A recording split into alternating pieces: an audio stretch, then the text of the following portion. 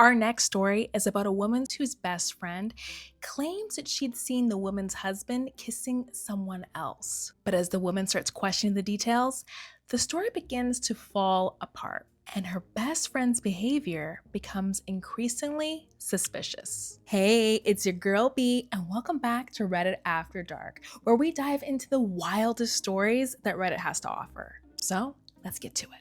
Okay, let's read the title. Mai, which I think she means herself, is a female, 29, and her best friend, also a female, 29, tried to sabotage my marriage, and I don't know why. Ooh, this one's a messy one. So, I, 29, met my best friend, Sarah, 29, and husband, 31, when I was 11. Okay, so they're longtime friends. I just moved to a new country with my family, and my now sister in law introduced me to Sarah, who's 29. Now that we're adults, we share some friends, but we each have different groups to do different things, which is totally normal, totally natural. So usually I'm working in the office from 9 a.m. to 2 p.m. and I have a 30-minute break that I usually take to have my second breakfast. And sometimes I go to my husband's office, which is 5 minutes walking, or a cafe near my job. Sometimes I have to work out of the office or go to another city. Every now and then, I mention to Sarah if I have to travel for work during the week in casual conversations. Okay, let's go on. Last week, I had to travel for work on Wednesday, but Tuesday night, there was a red alert about the weather the next day, so my work thing was canceled and I stayed home with my 2-year-old. So her bestie Sarah is typically in the loop on where and when she's doing her work trips. Interesting. My husband went out at 6 a.m. to make sure his business was closed and put up some flood protection, and by 7:30 a.m., he was back at home making breakfast. It didn't start raining until 1 p.m. At 3 p.m., Sarah sent a message asking if I was at home already because it was flooding where I was traveling, and I just texted back, "Home safe." We literally didn't go out until Friday. Saturday, Sarah and I go to the same gym class. She told me we needed to talk in private, so we went to my car and she told me, basically, on Wednesday, I saw your husband with a woman and they were making out and your kid was in the car. Okay, that is a huge allegation. But something isn't really adding up here because on Wednesday, mom was at home with the kid and the husband. So there's kind of a gap here, but let's continue reading. I was frozen for a bit, but then I remembered that I was working from home, see? With my husband and my baby for 2 days. I realized she was lying, but I didn't understand anything. Yeah, because in that moment, you just start kind of doubting yourself, like, was this on the same day? Is this like, and the fear sets in and then the adrenaline, and that's really hard to think clearly because you got like the logic lined up on when and where you were on Wednesday, but then obviously the fear of being cheated on is huge. Let's keep reading. I asked 3 times if she was sure if it was this week's Wednesday, and she confirmed it 3 times.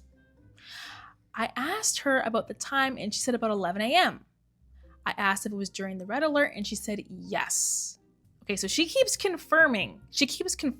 Okay? So this woman is literally going, which Wednesday? And she's like confirming. And she said, was it during the red alert? So there's an actual like weather event happening. She is confirming. Okay? I asked her if she was 100% sure, and she launched a whole description of my husband making out with a gorgeous Barbie look-alike blondie girl in his car in front of our kid near his office during the red alert. I don't know. It's beginning to sound like, I'm not saying that these things don't happen, but it's beginning to sound like a little overdone here with like the kid in the back and the Barbie doll. It's beginning to sound like she's trying to make her friend incredibly jealous and incredibly hurt. And of course, Sarah knows what the husband looks like because she's seen the husband a million times. So having a description of what he looked like doesn't really say much. But let's keep reading.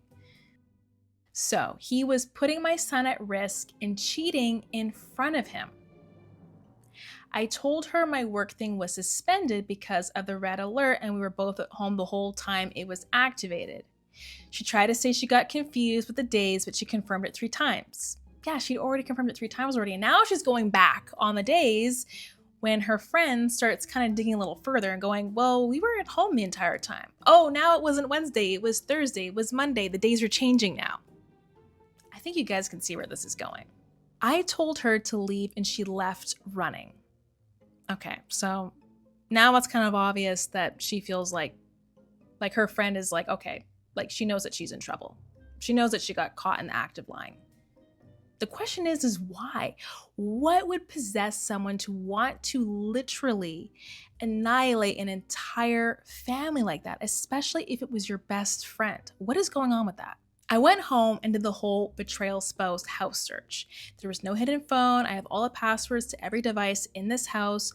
Not lack of trust, it's because I manage part of his business and he is bad with passwords. Even looked after hidden emails, and the only thing he was hiding was his paranormal podcast he listens to sometimes. So she was willing to give her friend the benefit of the doubt and search the whole house and look for anything and everything, scrape high and low, because of course there's going to be a part of us that is afraid that that is true, that that's really happened, even though she remembers that she was at home with her husband and their kid all of Wednesday, all of Thursday, all of Friday. Let's keep reading. That night, I told my husband what was going on, and he denied ever cheating, and even worse, disrespecting his own son in that way.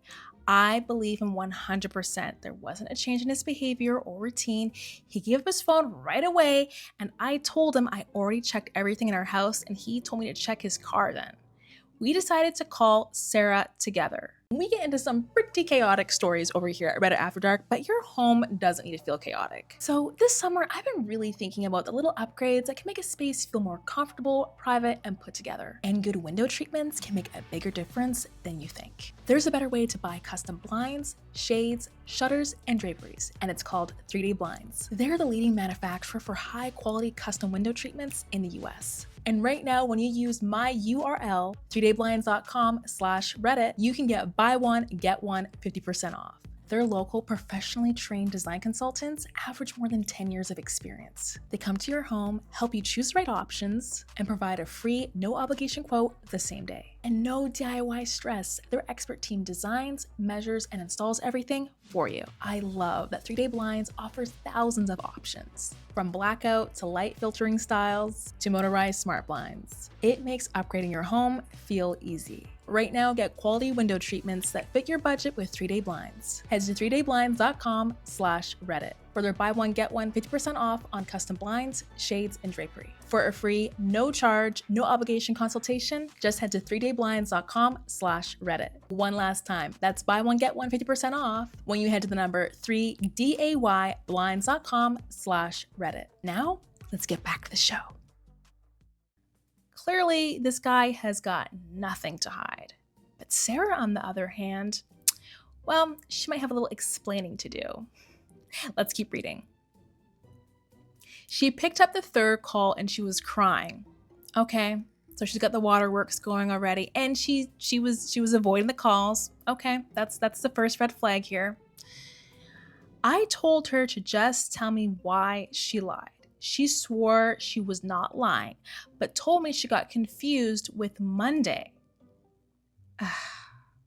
Sarah girl, just stop. Just stop. I told her Monday our son was in daycare and we had breakfast during my break. So at what time did my husband went to take our son out of daycare, go pick up this girl to make out in front of my baby, and then back to the daycare for me to pick him up and then have breakfast with me? She cried more and told me she didn't know, so my husband told her to cut the shit if she had at least a bit of decency and tell us why she was lying. She said she was sorry and hung up, and then had the audacity to block us. You know when someone is guilty as charged, when the waterworks start coming out, they start going on the defense. I feel like if this friend was truly being honest and they'd actually seen something, for one, they wouldn't go running after, having someone ask them any questions about, where and what they've seen. Number two, they would come across a lot more sensitive. It wouldn't be about them. It wouldn't be about their tears.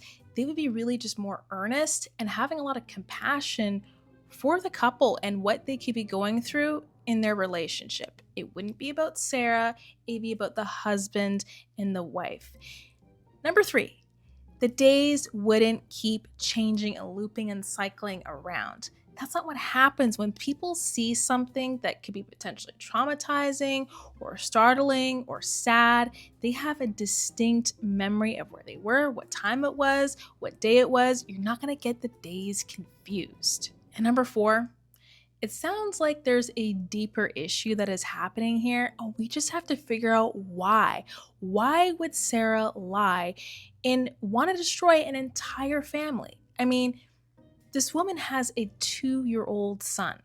There's got to be a very strange and dark reason as to why she would want to see her best friend lose her husband, have custody battles. I don't know what would make someone want to do that. And I really don't know what would make someone want to do that to their best friend. I think it's time that we get a little explanation from Sarah because I think she's got some explaining to do.